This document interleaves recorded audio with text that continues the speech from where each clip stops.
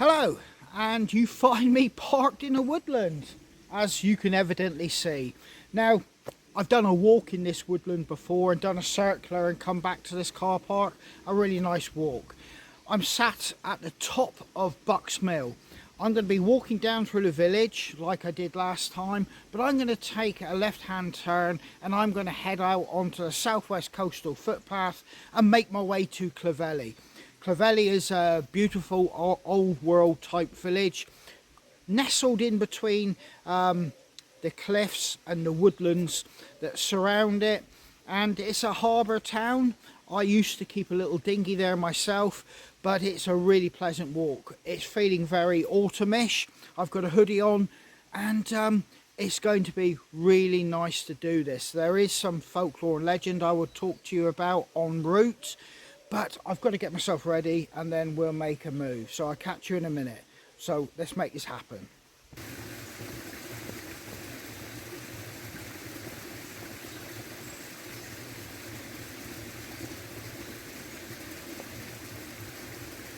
Now, Bucks Mill is a very quaint little village and it has a lot of old style traditional houses.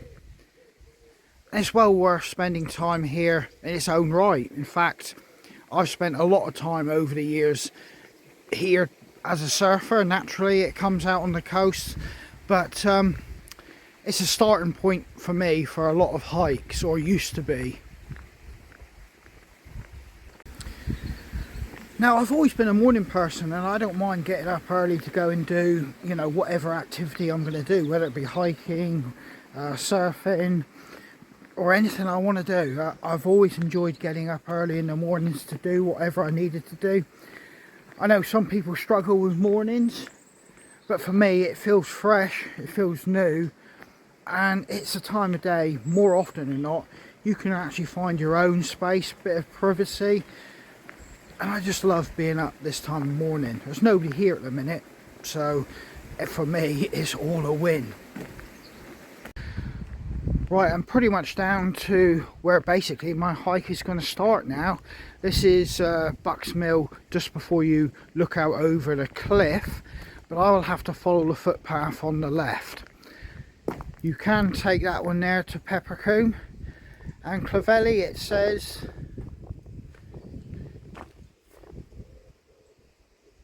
4.5 miles.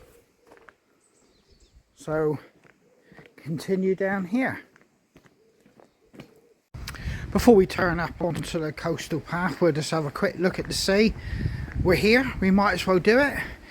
It's going to be a feature for us the whole of this hike, but it'll be nice to see it from this angle.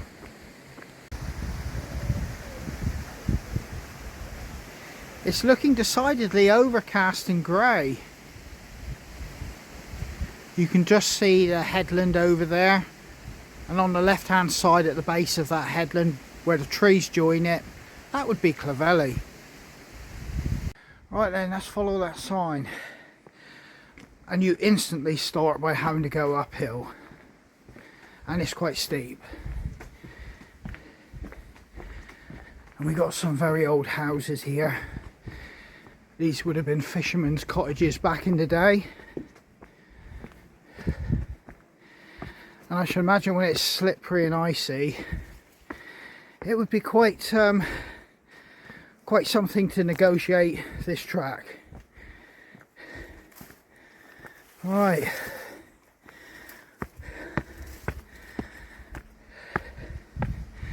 You can almost feel a sense of quiet almost coming over you as you go up this track into the woodland. And let's continue.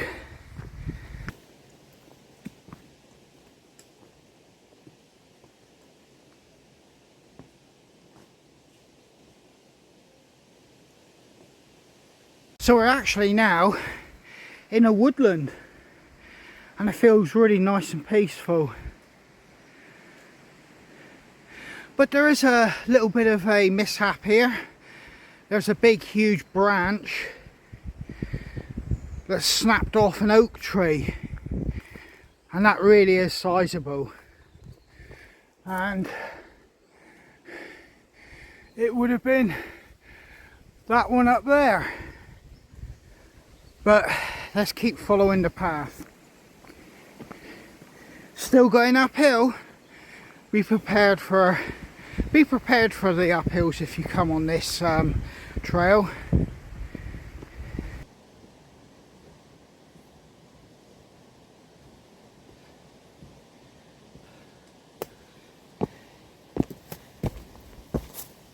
Now this woodland in its own right is definitely worth just coming for a little wander around in.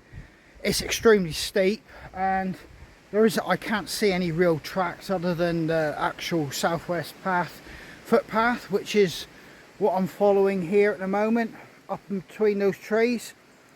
But just following this path and looking around the woodland, it's really nice and peaceful.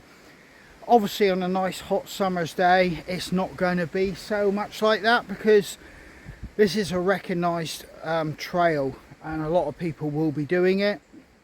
But as you can see, I've seen nobody so far and it's really peaceful. Right, continue to follow the signs. Now that wind has picked up dramatically. It's not supposed to be so strong as this today. I haven't got no waterproofs with me, so I'm in the hands of the gods, as they say, so far as staying dry. It wasn't supposed to be windy, it's not supposed to be raining, but hey, live dangerously. Right, there's a sign here. What does this say?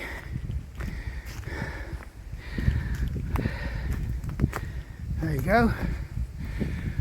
There's a footpath heading up through there. But I know I want to go to Clovelly, so it's up here. We should get some nice views of the ocean. I can see it through the trees, but it's not spectacular enough to stop or warrant having a look at the moment. Let's continue.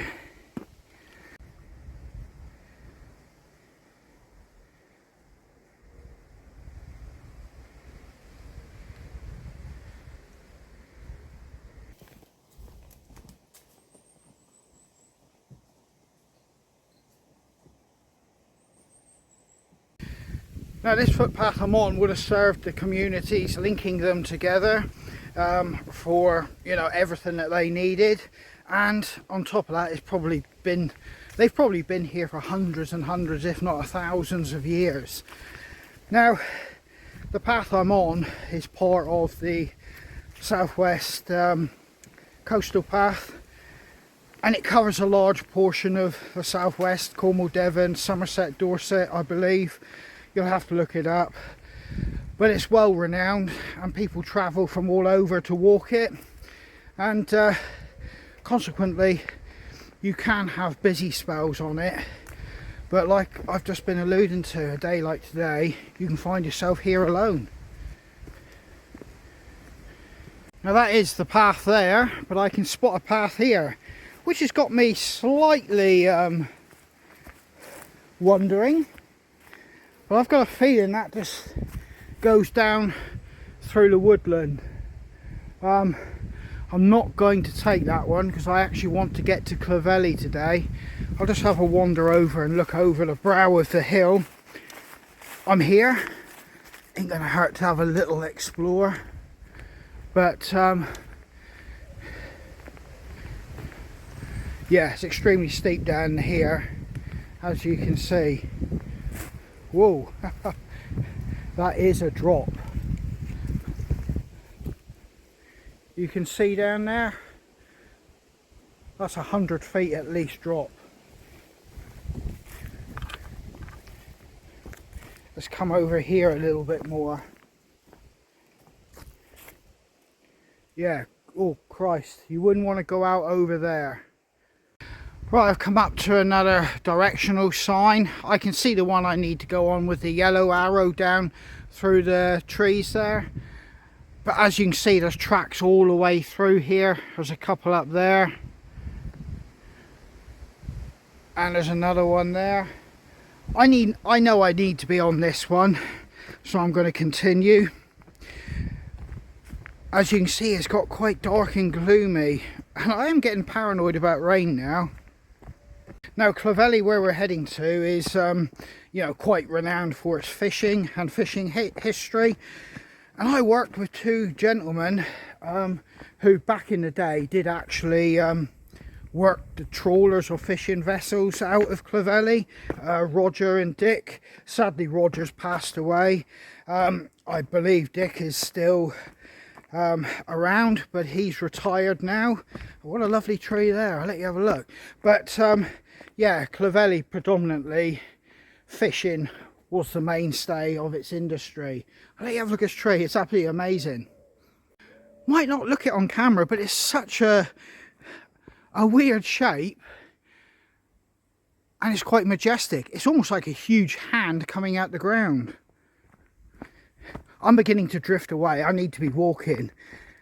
Unfortunately, that 4.5 miles isn't really long in the scheme of things for hikes, but you've got to do it back, so that's 9 miles. But on top of that, you're going up and down. It is the coastal path after all.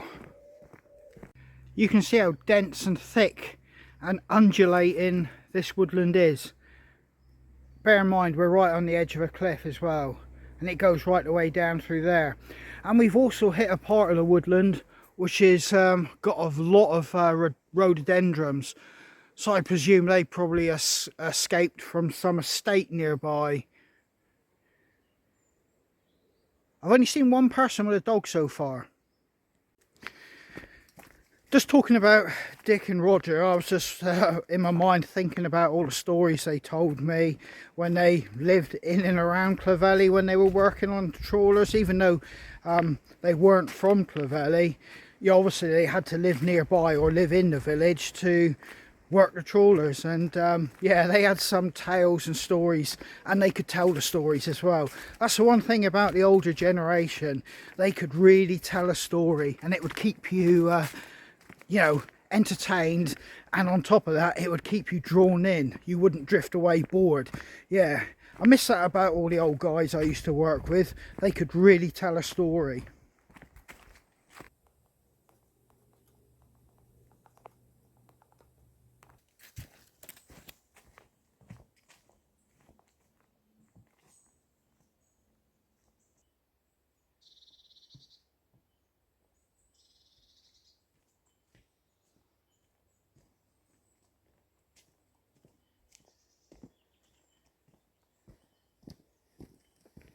Now these footpaths and tracks surrounding Clovelly, going along the coast and just a little bit inland, do have a very dark and sinister legend and folklore surrounding them, and I'll let you in on it a little bit.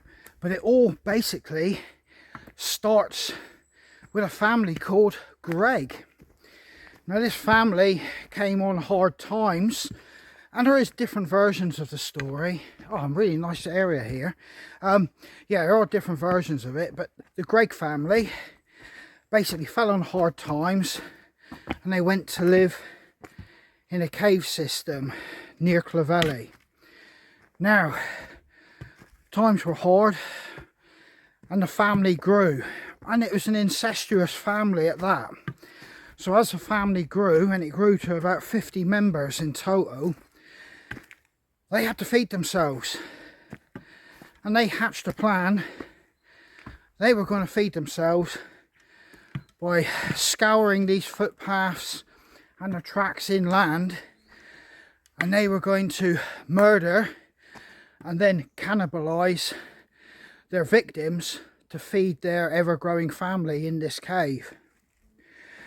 Now, as you can imagine, on these footpaths several hundred years ago, people sometimes would just go missing, and at first nothing was thought about it. It would just seem like somebody drifted off, may have fallen off a cliff, or got lost, waylaid, decided to do something different. But in the end, local people started going missing, travellers, and people grew suspicious. So as fear gripped the community surrounding Clovelly, and people were still going missing, the authorities had no choice. So they rounded up a posse, and one story I read, this posse came all the way from Plymouth, and it numbered in the region of a couple hundred people, and they scoured the cliffs, the footpaths, and in the end they came across a grisly sight. They found their cave, which the Gregg family were living in, and it was a scene of total, well, something out of horror movies. There were body parts everywhere, torsos strung up, being cooked, being preserved. It was totally horrendous what they came across. Now, men were actually physically sick and absolutely in absolute state of despair what they came across. So they rounded up the Gregg family, and as I said, it numbered roughly about 50. That's from women, men, old folk and children. And they were taken off to Plymouth. I have read in some stories they say Exeter, but the story I'm referring to is Plymouth, where they were sent to the gallows after their trial, or the whole family. That would include children as well. And because of the nature of their crimes they'd committed here, they could not be buried obviously on consecrated ground, so they were buried outside of the actual prison itself. I have read, like I said, Exeter was the scene of this trial, but in any case, this family that committed murder and cannibalistic acts in this area, you know, did pay the ultimate price for their crime. So is this a true story, or is it just folklore and legend?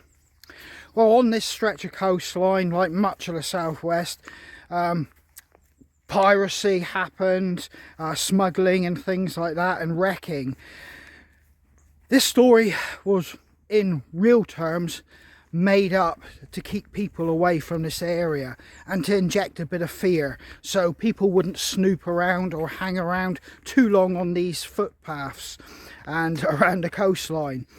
There is a similar story from Scotland, and some people think it was based on the Scottish tale of cannibalistic acts by a family, so you have to make up your own mind.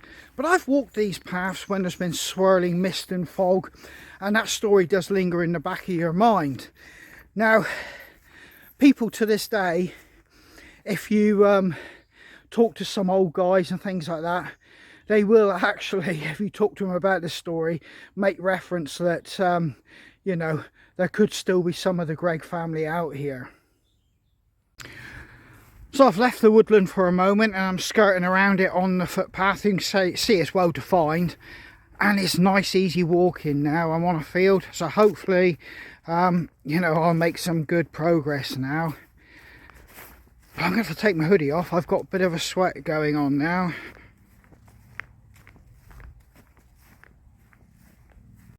Right, I'm looking down to the sea there, and yet again I've come out to some nice easy agricultural land walking, but there does look to be evidence of a drive, which, or one of the posts gives a grid reference to the Woodland Trust, and it's named Drive. So I should imagine that gully down behind those trees may have been for an estate, where estates would have nice drives for their horses and carts, or horse rides, to impress visitors, or for them just to go for like a nice little ride around the estate. Possibly, I'm guessing that without no research, but that was quite often the case. So let's crack on. I've got my hoodie off, and even though there's a breeze, I'm really beginning to sweat. There's a lot of uphill and downhill. I'm walking across the field now towards another gate to go into another section of woodland. And this is, my memory's hazy, because I do remember walking through agricultural land and woodland, but in my mind I'd separated it out into two completely separate parts of the walk. You're going from woodland to agricultural land to woodland to agricultural land, and it's just nice for me to refresh it. That's what I mean. Your mind gets hazy over the passage of time. It's probably 15 to 20 years since I've done this walk, but I'll let you have a look where I'm heading to. So it's easily followable, and you can see the gate I got to go into, and into that dark, dense woodland.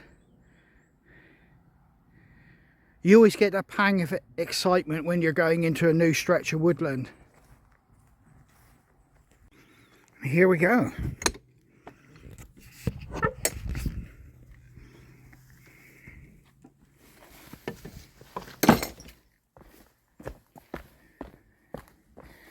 And we've got a bridge in front of us. And that looks to be a recent build. Probably got washed out. Yeah, that's a real nice bridge. A lot of money and effort been spent on that one. It's absolutely stunningly beautiful. Big huge valley down there. Obviously a river winding through that gully. Bottom of the valley, out to sea. And as you can see, just total woodland as far as the eye can see. Loving this. But you can see how big and steep this valley is. It's huge. I did forget to say, there is a part of this coast that's actually called the Devil's Kitchen. And yeah, I wonder if that's in relation to the folklore we were talking about, the Gregg family. Walking some time now on this hard standing gravel road. There's loads of pheasants running about in what looks for like pheasant pens further or deeper down in the wood. So I should imagine pheasant shooting does take place here. But I've come across this fascinating old seat, and it says the new portion of road measuring 833 yards was added to the Hobby, which is basically I think the roadway I'm on, by Frederick and Christine Hamlin in the year of our Lord God 1901. So that seat's been here for a while, I'd say. But anyway, I've got to keep walking along this piece of road which they've added. So yeah, keep plodding this out.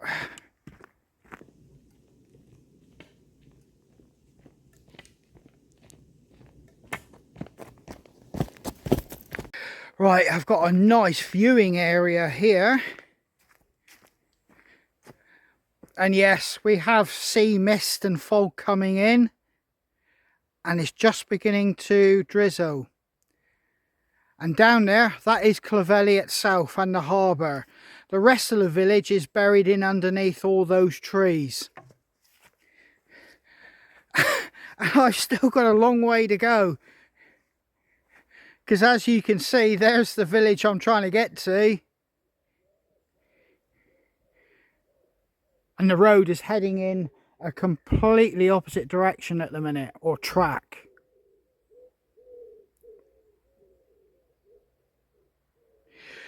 Right, I dare say there's a pint and something to eat down there with my name on it, so I've got to make a move. I've just noticed a solar station with a wind turbine and what looks like a camera just below a junction box below the wind turbine.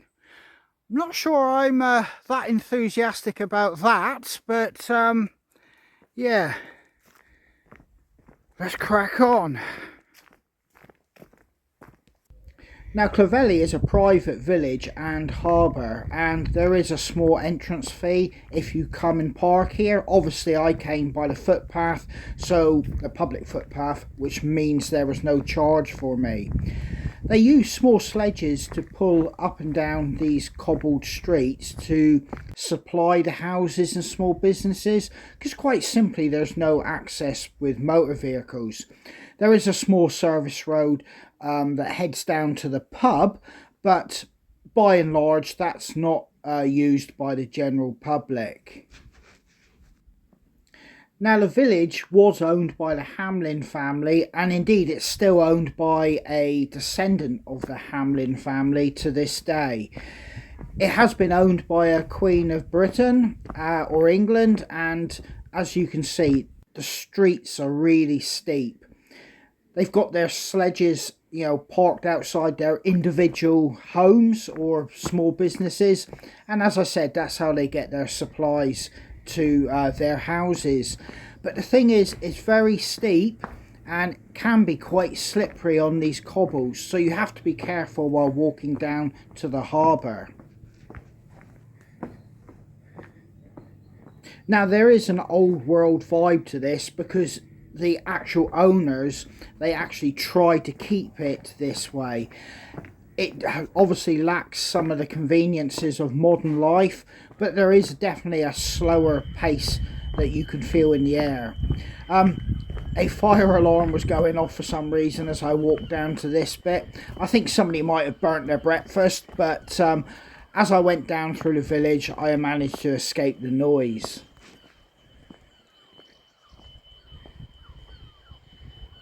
From here you can look out across Bideford Bay, and that goes all the way down to Westward Ho. This is looking down on the harbour and the harbour wall, and you can see a very small fleet of fishing boats there. And this is low tide. High tide, that whole harbour becomes full of water. Now when you reach the bottom here and you're down by the actual Red Lion pub, there is a small tunnel which goes underneath the building, and it brings you out to the pub's car park and the service car park for the buildings at the bottom of the harbour. But it's not really a access road which you can use as a traditional car park. You need to leave your car at the top. I'm walking along the top of the harbour wall here, and it's extremely high, so you have to be extremely careful what you're doing when you're on these old harbour walls. That goes without saying, but when you turn back into the village, you're greeted with a spectacular view of the actual village itself, and you can see why it's become really photographed and really visited, this village. It does have that old world vibe. There's very few villages that have managed to keep that old feel to it, and this is one of them. Now this is where I used to keep my little dinghy when I kept my dinghy or small boat at this harbour, and when it was really rough, the harbour master used to pull them up and store all the small little boats along the side here, which was very good of him because he didn't really have to do that, but it helped stop the smaller boats getting knocked about a bit. Now I did stop for a cream tea to set me up for a long hike back to my car. Well then guys, I'm on the footpath on the way home. I stopped and had a cream tea before I left Clovelly. It was starting to get busy at that point, so that was kind of my cue to leave at that point, because I don't really do crowds and that. It's been a little bit of a workout because there is a lot of uphills and downhills with this, and incidentally I have just met a few people that are out doing multi-trail hiking, as in the Southwest Trail, so that's good to see. But I'm not too far from the car now, so really all that's left to be said is thanks for coming along, and take care, stay safe, and I hope to catch you out on the trail. All the best.